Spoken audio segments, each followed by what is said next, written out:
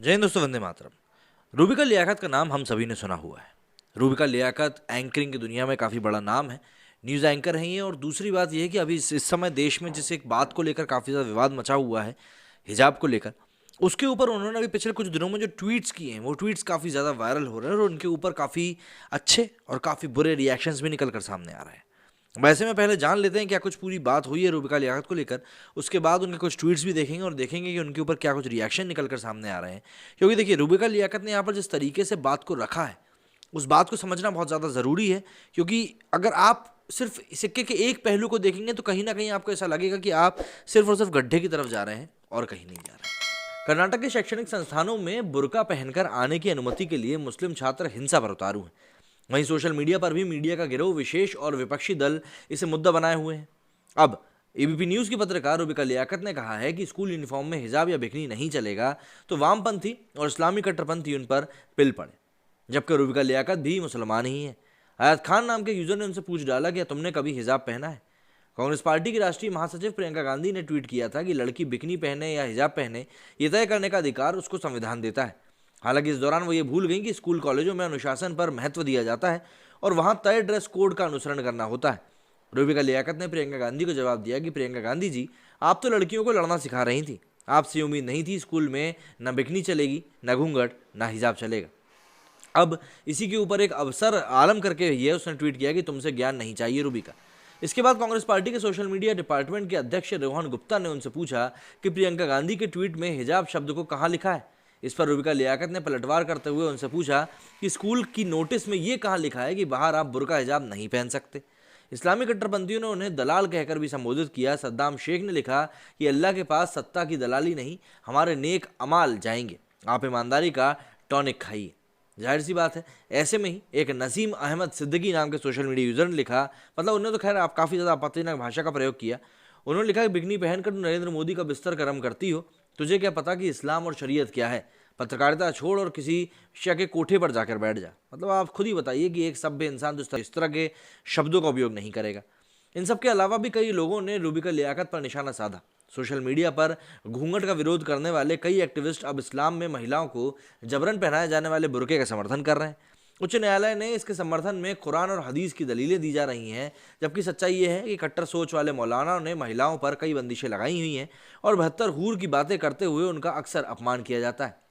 वहीं अगर हम बात करें कि इस समय तालिबान में जो एक माहौल पूरा बना हुआ है, उस माहौल में कहीं ना कहीं महिलाओं का शोषण ही हो रहा है। जैसे कि मलाला ने ट्वीट किया कि भैया हमें मतलब बुर्का पहनने से रोका जा रहा है। जबकि मलाला का अगर हम बायो देखेंगे, जिसको कि रूबिका लियाकत ने ही अपने ट्वीट में दिखाया था कि look at this bio, women equality goes down the drain, this is, यहाँ पर ये advocate for girls education and women's equality लिख के रखा है यहाँ पर मलाला ने अपने पेज के ऊपर। लेकिन जब बात आई यहाँ पर बुर्के के बारे में तो देखिए यहाँ पर वो अब धर्म को अपने सबसे ऊपर बताने लगी। खैर ठीक है, अपनी अपनी हिपोक्रेसी होती है। वहीं रूबिका लियाकत के एक और ट्वीट में वो लिखती हैं कि मत भूलना ये वही औरतें हैं जिन्होंने पहले शाहबानों का साथ नहीं दिया था और उसके बाद 3 तलाक पर दशकों तक मुस्लिम औरतों पर अत्याचार देखती रहीं और अब बच्चियों को हिजाब में बांधने का समर्थन कर रही हैं।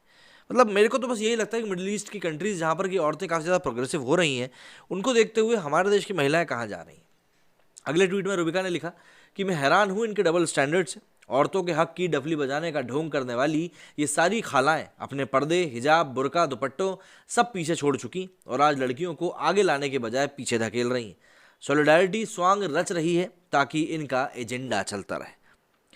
इसके आगे एक और यूज़र है रज़ाक साहब। उन्होंने काफ़ी ज़्यादा ज्ञान पेल दिया था कि कोई ज़बरदस्ती हो नहीं रही जवाब हिजाब पहनने के लिए। कल वो खुद अपनी मर्ज़ी से पहन रहे, इस तरह की बातें कही थी। जिसके ऊपर रूबिका लियाकत ने रिप्लाई करते हुए लिखा कि रज़ाक भाई, कोई उनको हिजाब से नहीं रोक रहा। स्कूल के बाहर वो कुछ भी पहनने के लिए हकदार हैं, लेकिन स्कूल का एक ड्रेस कोड होता है, स्कूल में अनुशासन चलता है, पसंद नापसंद नहीं चलती। ये ट्वीट मुझे इनका सबसे सही लगा। इसमें उन्होंने 2 ट्वीट में एक बात बताई है। रूबिका ने सबसे पहले लिखा कि मैं राजस्थान से आती हूँ, वहाँ घूंघट की प्रथा ऐसी थी कि आधी चूनर घूंघट से ख़त्म हो जाती थी, लेकिन कभी किसी लड़की को घूंघट में स्कूल जाते नहीं देखा। किसी परिवार को स्कूल कॉलेज प्रशासन से जिद करते नहीं देखा। ज़माना आगे बढ़ा, औरतों ने घूंघट कराना लगभग अब बंद कर दिया है, लेकिन हम इससे ठीक उलट चल रहे हैं। ईमानदारी से अपने आसपास मुस्लिम बुजुर्ग नानी दादी को देखिए, बुर्का नहीं भारतीय लिबास पहने मिलेंगी, ऊपर दुपट्टा या चादर पहनेंगी, या तो साड़ी या फिर सलवार कमीज। ये काले बुर्के नई पीढ़ी में इस कदर आखिर बढ़ कैसे गए, ये समझने वाली बात है। जाहिर सी बात है यहाँ पर इन्होंने कई सारे सवाल ऐसे उठाए जो कि देखकर लगता है कि नहीं, कहीं ना कहीं इन्होंने बात अपनी सही कही है। अब ऐसे में हम जरा इनके ट्विटर हैंडल की तरफ देख लेते हैं किस प्रकार की जो लानतें हैं अब इनको भेजी जा रही हैं, जिससे कि कई सारे लोगों की जो एक घटिया सोच और घटिया मानसिकता है उसके ऊपर से भी हम लोग जरा पर्दा उठा सकें। तो जैसे कि ये एक ट्वीट किया था रूबिका लियाकत ने कि मैं राजस्थान से आती हूँ, यही वाला जो मैंने बताया, इसी के ऊपर रिएक्शंस देख लेते हैं। ये एक है ये देखिए, अब यहाँ पे हिजाब उतारने के लिए कहा जा रहा है, और ये तो मेरे को पता नहीं कहाँ का लग रहा है। ये भी एक है, इंडियन स्कूल पाकिस्तानी स्कूल की ड्रेस देख लीजिए और इंडियन स्कूल में देख लीजिए। इस्लामिक देशों में बिना हिजाब के पढ़ाई हो सकती है, मगर भारत में आपको हिजाब पहनना है। कृष्ण राव लिखते हैं षड्यंत्र है, कर्नाटक के स्कूल कॉलेजों में मांग हो रही है आज हमें हिजाब पहनकर स्कूल आने दिया जाए। कहानी यहीं तक नहीं रुकने वाली तो शायद कोई दिक्कत नहीं, पर कहानी यहाँ रुकेगी नहीं। इस मांग के माने जाने के बाद असली कहानी शुरू होगी, मांग बढ़ेगी हमें स्कूल में नमाज अदा करने का, और फिर उसके बाद तो जो बातें हैं वो चलती ही जाएंगी। स्वामी लिखते हैं कि मैडम जनता को जानकारी पूरी दो, बीच में जीएसटी मत काटो। घूंघट की प्रथा शादी के बाद शुरू होती थी, इसलिए स्कूल का और घूंघट का कोई लेना देना नहीं था। मैं मानता हूं कि शादी के बाद भी घूंघट प्रथा गलत थी, लेकिन देश में पाश्चात्य संस्कृति भी स्वीकार नहीं है, बाकी खुद की मर्जी है। अच्छा जी। मोहम्मद सईद लिखते हैं कि मेरी इज्जतदार बहन, आप घूंघट पहने या ना पहने ये आपका मौलिक अधिकार है, आपको कोई नहीं रोक सकता, लेकिन संवैधानिक तौर पर संविधान हमें इस चीज़ की इजाज़त देता है, आप जो पहने ये आपका मौलिक अधिकार है। लेकिन यार बात वही भैंस की टांग, तुमको स्कूल में यूनिफॉर्म पहनने में क्या समस्या है। सुधांशु लिखते हैं अबे गोचू, स्कूलों का ड्रेस कोड होता है, तुझे जो पहनना है अपने घर में अपनी मर्जी से किसी को भी कुछ भी पहना, लेकिन स्कूल एक शैक्षणिक संस्थान है, उसका अपना कायदा कानून होता है, अपना ड्रेस कोड होता है। तुम लोग जानबूझकर हमेशा देश का माहौल ख़राब करते रहते हो, ये बात भी ठीक है। प्रेजेंट एंड फ्यूचर दोनों साथ दिख रहा है यहाँ पर। आप एक और वीडियो, जबकि बाकी मुस्लिम देश की लड़कियां हिजाब के विरोध में उतरी हुई हैं, ये हिजाब का विरोध चल रहा है। एक और ट्वीट में लिखा है, कहा जा रहा है कि स्कूलों को यूनिफॉर्म डिसाइड करने का अधिकार है। हाँ है, मगर जब बात संवैधानिक अधिकारों की आ जाए तो वो स्कूल के अधिकार अपने आप खत्म हो जाते हैं। मतलब अगर संवैधानिक अधिकार में किसी के ये लिखा हुआ है कि भैया उसको लुंगी पहनने की आज़ादी है और वो ऊपर कुछ ना पहने, कोई शख्स है उसको लुंगी पहनने की आज़ादी है और वो ऊपर कुछ ना पहने, तो ये बिल्कुल चीज़ जायज़ होगी, है ना, कि वो लुंगी पहन के स्कूल चला जाए। ठीक है भैया, अपनी अपनी बात है। तो होशियार लिखते हैं कि अब इस दौड़ में निष्पक्ष पत्रकार तो भाग लेंगे नहीं, पर मोदी मीडिया के पत्रकारों का पता नहीं। अच्छा जी। क्रिकेटरों की तरह पत्रकारों की भी नीलामी खुलेआम होनी चाहिए ताकि पता तो चले कौन कितने में बिक रहा है। रवीश कुमार की सबसे पहले बोली लगेगी ये बात भी सही है। अच्छा, ये बुरके में से जो खजाना निकला ये देख लीजिए, फायदे हैं ये सब। तो रामेश्वर रंगनाथन लिखते हैं कि केरल हाईकोर्ट के पूर्व में दिए गए निर्णय के अनुसार भारतीय संविधान का अनुच्छेद 25 स्कूल की यूनिफॉर्म पर लागू नहीं होता है। केरल के उच्च न्यायालय में स्कूल के ड्रेस कोड को मूल अधिकारों के अनुच्छेद 25 के ऊपर माना था।